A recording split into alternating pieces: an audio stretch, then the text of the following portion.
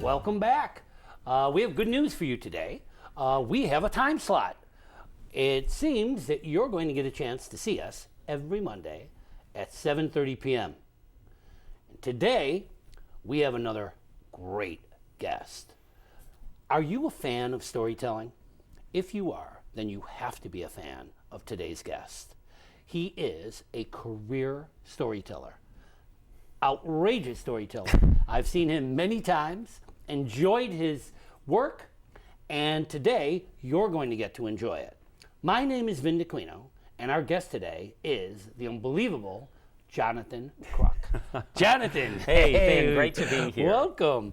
Thanks. I've seen you so many times. Love what you do. Love what you do for children. Children are immediately mesmerized whenever you're around. But I want to know the inside story. Who is Jonathan Kruk? What do you do, Jonathan? Well, I'm a full-time professional storyteller. I began back in the 80s by telling stories in a little vest pocket park in New York City, competing with the ambulances, the sprinkler, the ice cream truck, the drunks in the park, the chess players saying, "Be quiet!" But it helped me develop a kind of animated New York style of storytelling with lots of audience participation. So for years I told stories to children, 1,000 birthday parties and more. I do a lot of work in schools, and then back maybe almost 20 years ago when I became full-time, I was asked by Historic Hudson Valley to do programs, and that led to my doing on a regular basis shows for them at their historic sites and the legend of Sleepy Hollow. But now, before that, in doing children's programs, worked with the Loft and Hamburger Productions to produce a bunch of DVDs. I'll just let folks know about them. This is kind of my claim to fame. This is The Legend of Sleepy Hollow and Rip Van Winkle. And these are complete and unabridged recordings, but they're like dramatic readings because... I know you're dramatic Oh, readings. yeah, you gotta be dramatic, giving voice to the different characters, and they developed some delightful ambient music for them. So this is the full story from Washington Irving. And prior to that, my children's work led me to do Barkface and Rootnose, a collection of fables, and The Rainbow Dragon and Other Tales. So that's my children's recordings. I also am known for doing legends and lore of the Hudson River with Rich Bala, and together we're the Hudson River Ramblers. These are award-winning CDs, and one is Once Upon the Hudson. It tells the stories and sings the songs of 400 years on the river. And then Revolution on the River is songs and stories of the Revolution as it happened around here, including your favorite story, Sybil Luddington's Ride. I happen to know that You story. happen to know that one, of course, yeah. And then I have a couple of seasonal recordings because of The Legend of Sleepy Hollow. This is Halloween stories, and it includes an original story, well, really an adapted story called Rolly Head, a little connection to the Headless Horseman. And when I did A Christmas Carol for Historic Hudson Valley at the Old Dutch Church, we then produced a CD of some excerpts from Charles Dickens and Santa on the Hudson, the tale of how a dour old bishop became a right jolly old elf. So this is my body of works, but of course I know I'm here because of the book. Yeah, and what's interesting is the process that you do for these is not far from the process that writers do. In order to create these stories, you have to do some serious research. Oh, yeah. And you have to check what the story was and what the story should be as you tell it. How far away from the actual story are some of your tellings of these stories? All right, well, all of the stories have, when I go into the record, they have a little script, even though I've done them hundreds, thousands of times. And some of them are original, about almost half of them, and they're all adapted from the original source. Of course, the dramatic readings are verbatim, but when I did, for example, the stories of the Hudson River, I used primary source documents. I used, for example, in the story of Major Andre, quotes from his trial, and I incorporated that into the dialogue. And there was a song that goes along with it that Rich Balla does, and I brought a little bit of we almost made that into a little dialogue for the recording. Again, stuff that comes right from the days, brings the tale to life. You know, like when Andre was on the gallows, he reportedly said by a few different sources that I meet my fate, let all see that I meet my fate, a brave man. Or when he was captured in Sleepy Hollow, John Paulding cried out, "What party are ye from?" And he says, "Oh, seeing the green Hessian's coat on this fellow, thinking they're simpatico," Andre replies, "Oh, I'm with you, the lower party." And boom, that got him caught. Yep. So that's the kind of stuff I love to incorporate into my recordings and into my performances, and again, into the book, when I'm telling the story of how these legends came about. Now, one of the stories that you have taken to heights is the legend of Sleepy Hollow. Now, tell me about the legend of Sleepy Hollow.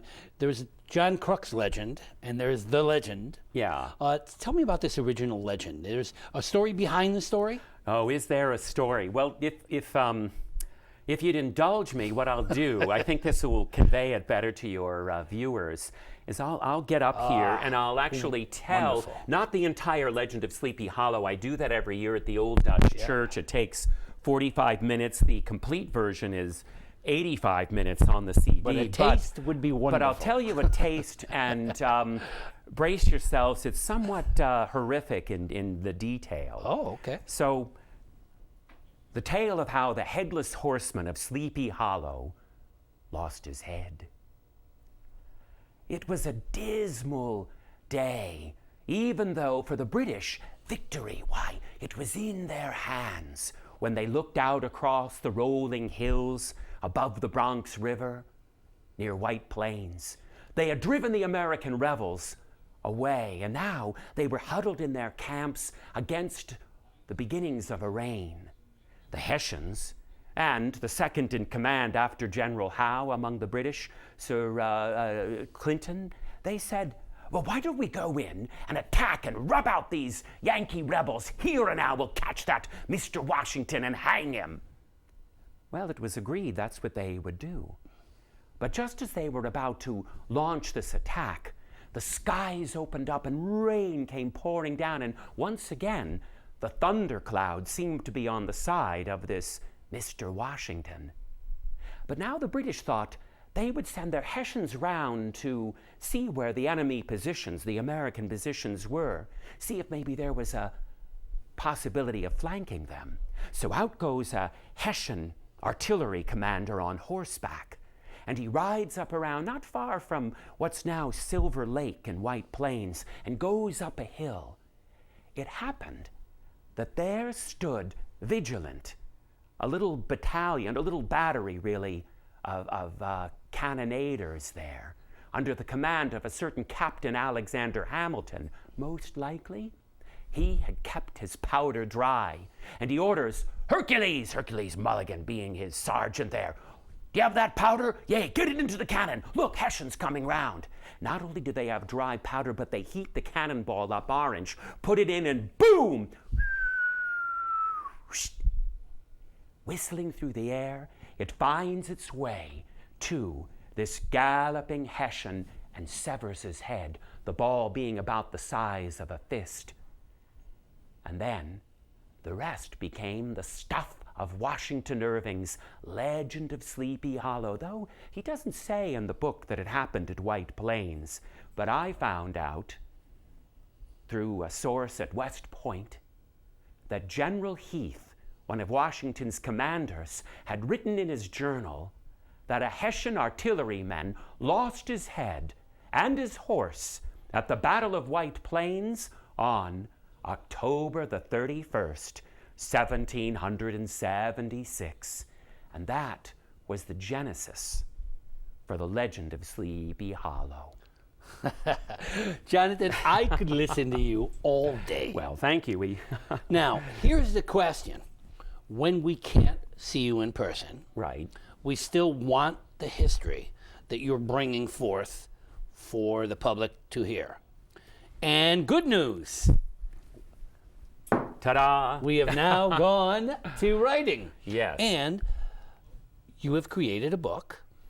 Tell me about this book. What have you captured in here for us? I know your voice isn't in here. No, but it's on the in a sense CDs. it is. Yes, it is. Tell me about this book. What's in here and what's the treat we're waiting for?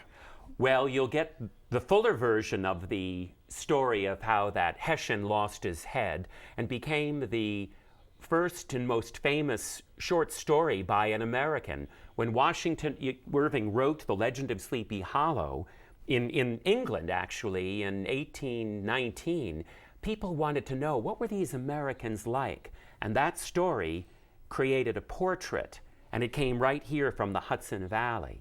The book contains the backstory, not only of the one about how the Hessian lost his head, but also Washington Irving's other sources, and they were diverse. He used a touch of a German story, a couple of German stories, one humorous, one not so. He also borrowed a touch from the famous Bard of Scotland, Rabbie Burns, and he had also a few of his own personal stories too woven in, stories he heard from a freed slave and a part Native American guide in the Hudson Valley, and also a tale that he had gleaned from a tradition among the Dutch here, shared to him by Jesse Merwin, the original model for Ichabod Crane, as certified by Washington Irving and President Martin Van Buren. Plus, I included stories that people don't normally hear or don't know much about that are mentioned in The Legend of Sleepy Hollow, like the story of Major Andre's ghost. He was captured at Sleepy Hollow. And also, there's a bit about a wailing white lady, Mother Hold the Witch, and the imps at Dunderberg, who are connected to kind of the general hauntedness of the region. So all that is in this book, and then some. So tell me about the writing. Now, I can't imagine how you'd have time to write anything with the schedule that you have. I mean, you are literally all over this county, all over Westchester. Every time I turn around, you're in the newspaper doing something. Yeah. When do you write, Jonathan? Well, I write when I have to, and that means two things. When I, of course, have the looming deadline, and I've got one coming up for my next book. These are both going to be through the History Press, and the next one is going to be The Lore of the Hudson Highlands, the stories of Tell me about highlands that. there. What are you putting in that book? Well, I'm going to tell the tale of it'll be centered around the rolling hills that kind of create a natural barrier between the upper Hudson River, Albany and those parts, and New York City. They divide the valley into the upper and lower parts, and it'll tell stories of some of the things that happened in and around here. Mention, of course, of Sybil's Ride. Major Andres was brought through here before he was executed. It tells of the chain across the Hudson that held together the new nation, and also some odd tales have come about. One, for example, of a peculiar hermit who made a lot of money as a kind of landlord, but he lived in the wilds of the Highlands with a huge beard and rarely came down to Fishkill to buy his things. And legend has it his treasure in part is still buried up in the Highlands. So those are the kind of things I'll bring out. Of course, Captain Kidd has a connection to the Highlands here, and many other, wonders will be all in that book. Well, that's so important, because one of the things, I try very hard to get history out there. And sometimes history needs a little correcting, a little tweaking. It does. And I think some of these tales that you're pulling out are tales that have, in many ways, been lost. And they're found again in your work, which is important. And the way you animate the history helps. It's important to get the message out that history should never be forgotten. So you are a storyteller. You are also a writer. Let me go to the writing again for a moment. When again do you write? Do you sit down at your kitchen table? Do you write in the library? When do you write? I do write in the library. What I'm doing now for the lore of the Hudson Highlands is what I did with the Legends and Lore of Sleepy Hollow and the Hudson Valley. I've been carrying around a little book and trying to jot down ideas as they occur. And then I'm best either late at night or early in the morning, sometimes requiring coffee to kind of keep me going. But sometimes I'll write for, what seems to be hours and just get a paragraph and leave feeling frustrated. And other times it flows, and then you go back and look at it, and I almost have to re-edit it, and it feels like a little series of building blocks. And if you move one sentence or adjective even, it can rearrange. It's a whole house of cards, and you rearrange it. And I try to make it so that there is a steady flow, so that there's not two separate edits, if you know what I'm going at there. Yep. It's said that writing isn't the hard part. Yeah. Rewriting is the Rewriting. hard part. Oh God, yeah. That's, so do you do that? Are you a good editor? A good self-editor? I think I'm a pretty good editor, but I make little mistakes. I sometimes write the word "the" twice, and I look to use a variety of adjectives. I have a phobia given to me from the Jesuits in my education on using the word "that." So my editor said, "You didn't use the word 'that'." I said, "Of course not. Old Father Mad Dog Madden said, only use the word 'that' when you were referring to the fact that there is a God." So I have little, pet peeves, I suppose, in writing. But yes, it's the rewriting that is the challenge. Do you have a sounding board? Is there someone who reads your My work? wife reread my whole manuscript. Wonderful. And at the History Press, Whitney Torella was a very good editor. I use Whitney as well. Exactly. As she for really, my hauntings book. Yeah, so very good at that. And I have this time around, I'm going to ask a friend or two, maybe Rich Ballot, to take a look at it. He's a very good editor as well. Well, I have a writing workshop every Thursday at the Mahopec Library. I better come if you ever there. If you ever need any sounding boards. That's a good place. They're wonderful editors as well as writers. Now, let's talk about photos for a minute. Now, right. I know History Press loves pictures. Oh, yeah, we've got some great ones Tell me a here. little bit about... Well, first, with the book here, you can see the cover. The bottom part is a photograph done by Todd Atterbury, and I met him online. I liked his website, and he came with me to various sites and already had taken pictures of Sleepy Hollow. And he was able to take a glorious summer day and make it look spooky and atmospheric through his skill.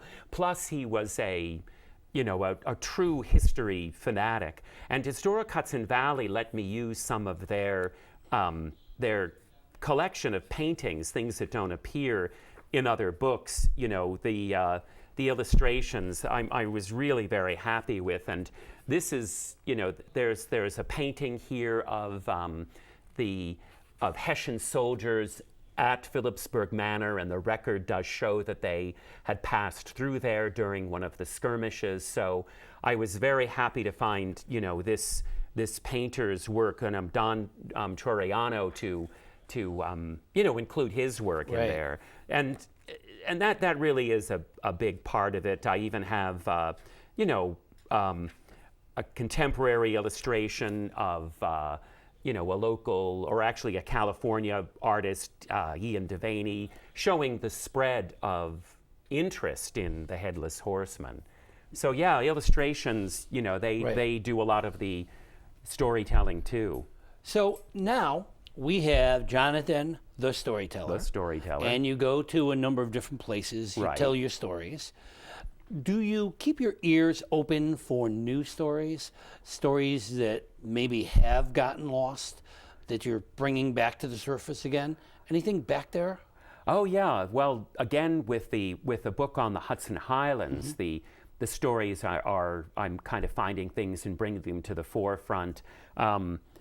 Stories. What I love is the historic fact and that's what a legend is. It's a story that holds some fact, and then a feeling grows around it that becomes the full story.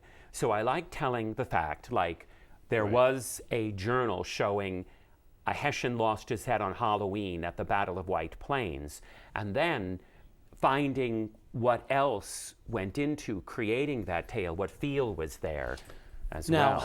Now that I have you here, Yeah. and I love having you here, and I love hearing you. Can you give us one more taste of a little story, All right. something that you'd like to just share with us? All right. One of my favorite tales to tell that I mention in the book is the story of the heartbreak of Washington Irving. There we And I'll go. just, That's what I was waiting shall for. I stand up again Go and ahead. create a little? All You're right. at your best on your feet. I like to think on my feet Yeah. too. So it's 1809, and a fey, lovely young woman, Matilda Hoffman, has just slipped away into the next life, leaving behind a devastatingly heartbroken Washington Irving. He was so stricken with grief, his friends said, "Look, you better go up to our friend's estate." So we went to Columbia County to the home of a fellow by the name of Van Ness, and he stayed in a place that later became the homestead of Martin Van Buren, old Kinderhook. There he was ambling around, and Van Ness said, "You know, listen to this school teacher here. I think you'll find his tale fascinating." Well, the school teacher was named Jesse Merwin, and he said, "Oh yeah, I came from Connecticut here to this Dutch community to teach school. And you know, I was sweet on this Jane Van Dyke, but every time I went to court her, why, the local Dutch boys would kind of frown at me and fold their arms and give me the old fisheye." Well, then one day, after years, the blacksmith comes in and he says he's gonna go a-courting her. So I figure I better get over to her place. And along the way, it's twilight. And behind me, over me shoulder, ba-rump, ba-rump, ba-rump, ba-rump, I hear a horseman. I step to the side, and there this monstrous figure in a cloak comes by, and whoa! Oh, I was so terrified, I ran to Jane's, got down on bended knee, asked if she'll marry me, and she did. And you know, at the wedding, the blacksmith comes up to me and says he was the one dressed up like the ghost. Why? To scare me away or into marriage. And you know, Vin, that too is the genesis of the legend of Sleepy Hollow, that Dutch tradition of scaring away an unwanted suitor or scaring a suitor into popping the question. That brings another question. Research. Yes. Is there any way to do any of this without doing a lot of research and hard work?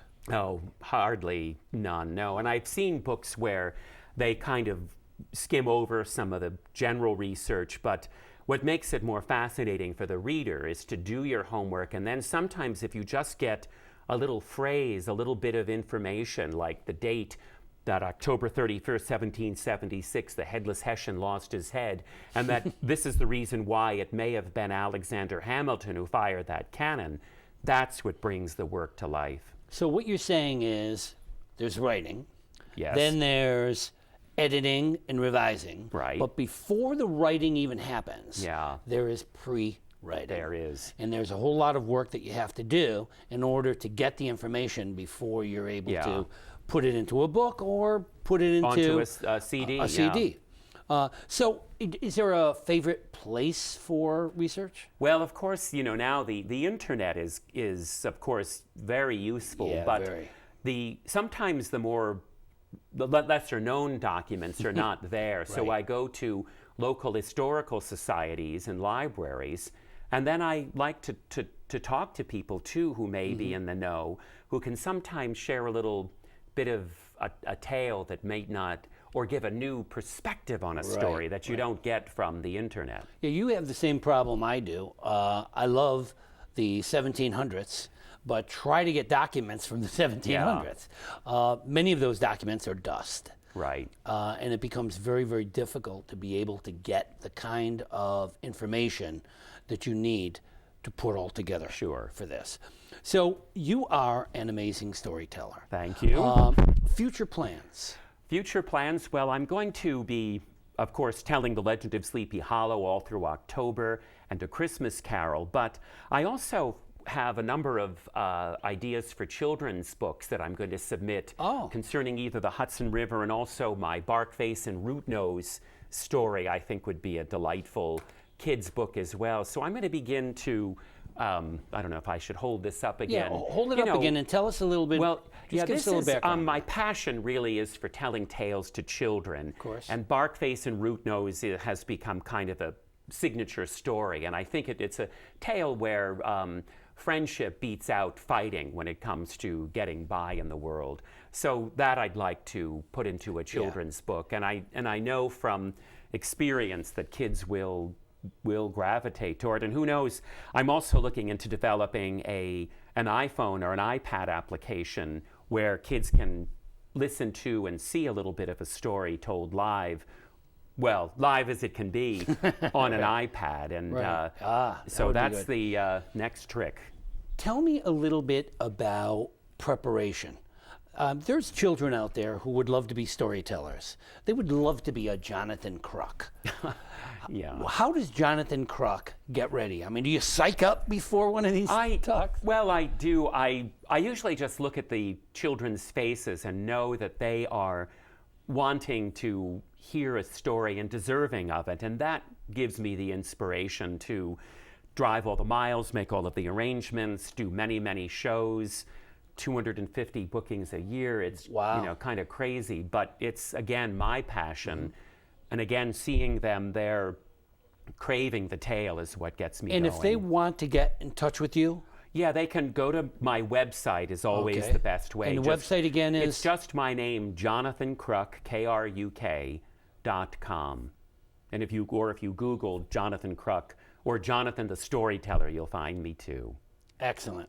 Jonathan, it has been an absolute treat. For me too. I am a fan. I'm a fan of yours too, Vin. I'm glad to hear that. A mutual fan club. I love it. Yeah. Jonathan, I cannot thank you enough for being here with us today. I urge people to get out there, find out where Jonathan's going to be next, and you be there too, because it's just a treat. We're also going to be looking for your books. This one is out and about. Now, if I want an autographed copy, I can get in touch with you through your website? The website for an autographed copy. Otherwise, you can look at regional bookstores, Barnes & Noble, and then all the local bookstores too, Oblong Books, Merritt Books, just to name a couple, are all ones carrying it in the region here. Excellent. Then I urge you to stay with us, stay with Jonathan. Thank you for being here. Thank you, Vin. And thank you for tuning in to Let's Talk Writing.